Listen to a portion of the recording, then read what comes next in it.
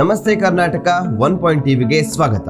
ಯುಗಗಳ ಹಿಂದೆ ಋಷಿಮುನಿಗಳು ಕಲಿಯುಗದ ಅಂತ್ಯದಲ್ಲಿ ಏನಾಗ್ತದೆ ಎಂಬ ಪ್ರಶ್ನೆಗೆ ಭವಿಷ್ಯವನ್ನು ಕೂಡ ನೋಡ್ತಿದ್ರು. ಅಂತಹ ಯೋಗಿಗಳಲ್ಲಿ ಪೋತ್ಲೂರಿ ಶ್ರೀ ವೀರಬ್ರಹ್ಮೇಂದ್ರ ಸ್ವಾಮೀಜಿಯವರು ಕೂಡ ಒಬ್ರು.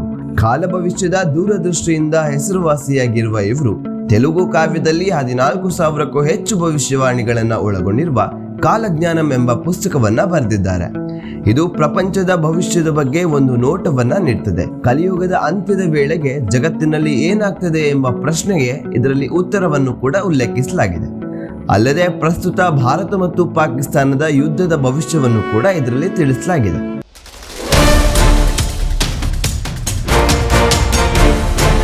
ಎರಡ್ 2025ರ ನಂತರ ಜಗತ್ತಿನ ವಿನಾಶವು ಆರಂಭವಾಗ್ತದೆ. ದೇಶಗಳ ನಡುವೆ ಯುದ್ಧಗಳು ನಡೆದು ಅನೇಕ ಸಾವು ನೋವುಗಳು ಉಂಟಾಗ್ತವೆ.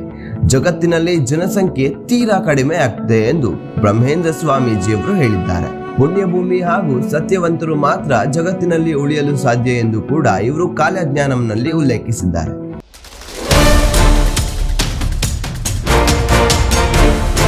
ಇನ್ನು ಭಾರತದ ಭವಿಷ್ಯವನ್ನ ಹೇಳಿರುವ ಇವರು 2025ರ ಹೊತ್ತಿಗೆ ದೇಶವನ್ನ ಅನ್ಯ ಧರ್ಮಿ ರಾಷ್ಟ್ರಗಳು ಆಕ್ರಮಣವನ್ನ ಮಾಡ್ತವೆ. ಇದರಲ್ಲಿ ಅಮಾಯಕರು ಜೀವವನ್ನ ಕಳೆದುಕೊಳ್ತಾರೆ. ಭಾರತದ ಮೇಲೆ ಇಸ್ಲಾಂ ರಾಷ್ಟ್ರಗಳು ಯುದ್ಧವನ್ನ ಮಾಡ್ತವೆ. ಅದಕ್ಕೆ ಚೀನಾದಂತಹ ರಾಷ್ಟ್ರಗಳು ಬೆಂಬಲವನ್ನ ಕೂಡ ನೀಡ್ತವೆ. ಇದರಿಂದ ಭಾರತದ ಪ್ರಮುಖ ನಗರಗಳ ಮೇಲೆ ಅಣುಬಾಂಬ್ ಸ್ಫೋಟಗಳು ಸಂಭವಿಸ್ತವೆ.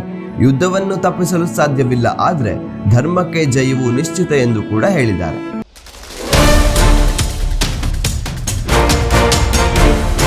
ಹಾಗೆ ಭಾರತ ಮತ್ತು ಇಸ್ಲಾಂ ರಾಷ್ಟ್ರಗಳ ನಡುವಿನ ಯುದ್ಧದ ತೀವ್ರತೆಯಿಂದ ದೇಶದ ರಾಜಧಾನಿಯನ್ನು ಬದಲಿಸುವ ಪರಿಸ್ಥಿತಿಗಳು ಉಂಟಾಗ್ತವೆ. ಭವಿಷ್ಯದಲ್ಲಿ ರಾಷ್ಟ್ರವು ದಕ್ಷಿಣ ಭಾರತದಲ್ಲಿನ ರಾಜಧಾನಿಯನ್ನು ಹೊಂದಲಿದೆ. ಅದರಲ್ಲೂ ಕರ್ನಾಟಕದ ಹಂಪಿಯ ಆನೆಗೊಂದಿಯು ಮುಂದೆ ಭಾರತದ ರಾಜಧಾನಿಯಾಗಲಿದೆ ಎಂದು ಕೂಡ ತಿಳಿಸಿದ್ದಾರೆ. ಇನ್ನು ಅನ್ಯ ಧರ್ಮದ ದೇಶಗಳೊಂದಿಗೆ ನಡೆಯುವ ಯುದ್ಧವು ಸುಮಾರು 13 ತಿಂಗಳುಗಳ ಕಾಲ ನಡೆಯಲಿದೆ. ಇಸ್ಲಾಂ ರಾಷ್ಟ್ರಗಳೊಂದಿಗೆ ಅನೇಕ ರಾಷ್ಟ್ರಗಳು ಕೈಜೋಡಿಸಿ ಭಾರತದ ಮೇಲೆ ಯುದ್ಧ ಮಾಡುತ್ತವೆ. ಇದರಿಂದ ಅಪಾರ ಹಾನಿಗಳು ಉಂಟಾಗ್ತವೆ ಎಂದು ತಿಳಿಸಿದ್ದಾರೆ. ಆದ್ರೆ ಒಬ್ಬ ದೇಶದ ಸಾಮಾನ್ಯ ವ್ಯಕ್ತಿ ಯುದ್ಧದಲ್ಲಿ ಭಾರತವನ್ನ ಉಳಿಸ್ತಾನೆ ಎಂದಿದ್ದಾರೆ. ಆದ್ರೆ ಆ ವ್ಯಕ್ತಿ ಯಾರು ಎಂಬುದು ನಿಗೂಢವಾದ ಸಂಗತಿ. ಇನ್ನು ಈ ಯುದ್ಧದಲ್ಲಿ ಧರ್ಮ, ಸತ್ಯ, ನ್ಯಾಯಕ್ಕೆ ಮಾತ್ರ ಜಯ ಸಿಗಲಿದೆ ಎನ್ನುವುದು ಬ್ರಹ್ಮೇಂದ್ರ ಸ್ವಾಮೀಜಿಯವರ ಭವಿಷ್ಯ.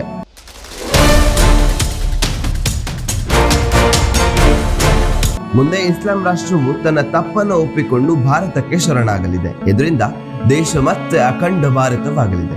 ಸತ್ಯಯುಗದ ಆರಂಭದಲ್ಲಿ ಭಾರತ ವಿಶ್ವಗುರುವಾಗಿ ಗುರುತಿಸಿಕೊಳ್ಳುವ ಜೊತೆಗೆ ಜಗತ್ತಿನ ಮೇಲೆ ಹಿಡಿತವನ್ನ ಸಾಧಿಸುತ್ತದೆ ಎಂಬುದು ವೀರಬ್ರಹ್ಮೇಂದ್ರ ಸ್ವಾಮೀಜಿಯವರ ಕಾಲಜ್ಞಾನಂನ ನುಡಿ. ವೀರಬ್ರಹ್ಮೇಂದ್ರ ಸ್ವಾಮೀಜಿಯವರು ಕಾಲಜ್ಞಾನಂನಲ್ಲಿ ಈಗಾಗಲೇ ಪಹಲ್ಗಾಮ್ ಭಯೋತ್ಪಾದಕರ ದಾಳಿಯಲ್ಲಿ 26 ಜನರು ಬಲಿಯಾಗಿರುವುದನ್ನು ಕೂಡ ಉಲ್ಲೇಖಿಸಿದ್ದಾರೆ. ಪಾಕಿಸ್ತಾನ ಮತ್ತು ಭಾರತದ ನಡುವಿನ ಸಂಬಂಧ ಹದಗೆಟ್ಟು ಯುದ್ಧದ ಪರಿಸ್ಥಿತಿ ಏರ್ಪಟ್ಟಿದೆ. ಭಾರತದ ವಿರುದ್ಧ ಅನ್ಯ ಧರ್ಮಿ ರಾಷ್ಟ್ರ ಪಾಕಿಸ್ತಾನ ಯುದ್ಧಕ್ಕೆ ತಯಾರಿಯನ್ನ ನಡೆಸ್ತಾ ಇದೆ.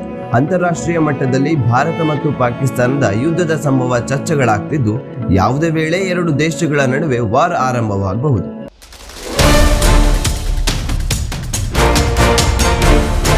ಈ ಸಂಗತಿಗಳನ್ನು ಗಮನಿಸಿದ್ರೆ ವೀರಬ್ರಹ್ಮೇಂದ್ರ ಸ್ವಾಮೀಜಿಯವರ ಕಾಲಜ್ಞಾನಂ ನುಡಿ ಸತ್ಯವಾಗುವಂತಿದೆ.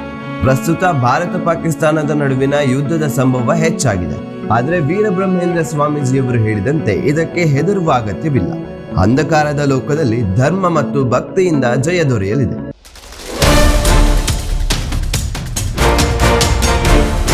ಯುಗಗಳ ಹಿಂದೆಯೇ ಕಾಲಜ್ಞಾನಿಗಳು ನುಡಿದ ಭವಿಷ್ಯ ಪ್ರಸ್ತುತ ಸತ್ಯವಾಗುತ್ತಿದ್ದು, ಮುಂದೆ ಜಗತ್ತಿನಲ್ಲಿ ಯಾರ ಉಳಿವು ಯಾರ ಅಳಿವು ಎಂಬುದೇ ಪ್ರಶ್ನೆಯಾಗಿದೆ. ಇವಿಷ್ಟು ವೀರಬ್ರಹ್ಮೇಂದ್ರ ಸ್ವಾಮೀಜಿಯವರ ಕಾಲಜ್ಞಾನಂನ ಕುರಿತು ಮಾಹಿತಿ. ಮುಂದಿನ ಸಂಚಿಕೆಯಲ್ಲಿ ಇನ್ನಷ್ಟು ವಿಶೇಷ ವಿಚಾರಗಳೊಂದಿಗೆ ಭೇಟಿಯಾಗ್ತೇವೆ. ಇದು 1 ಟಿವಿ.